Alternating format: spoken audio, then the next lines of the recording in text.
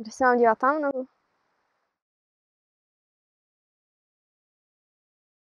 Jmenuji se Vendula Osmančíková a je mi 13 let.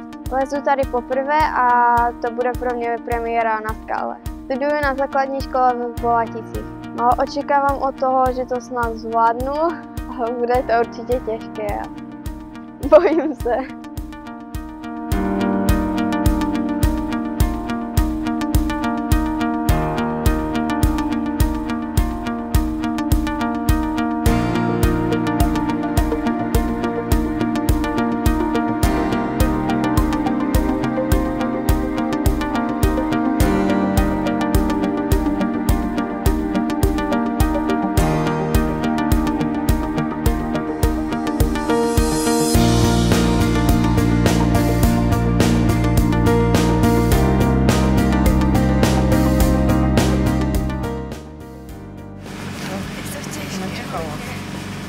No, bylo to těžké, no.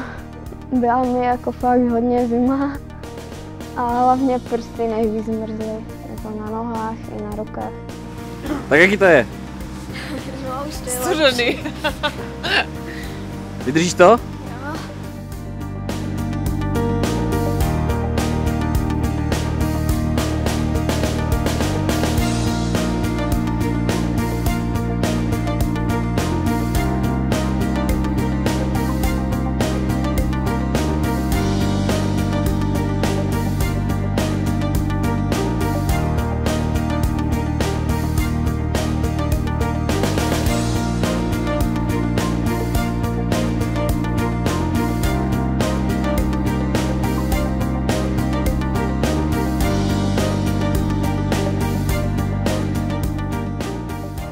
Lezla jsem poprvé na skále a bylo to jako těžší než na stěně. Když jsem spadla, tak to bylo hrozné. Na lezení mě víc baví, že to je větší adrenalin a na kolačkových bruslích jakože můžu jako hned třeba z domu jít, jezdit na cestu s kamoškama a tak.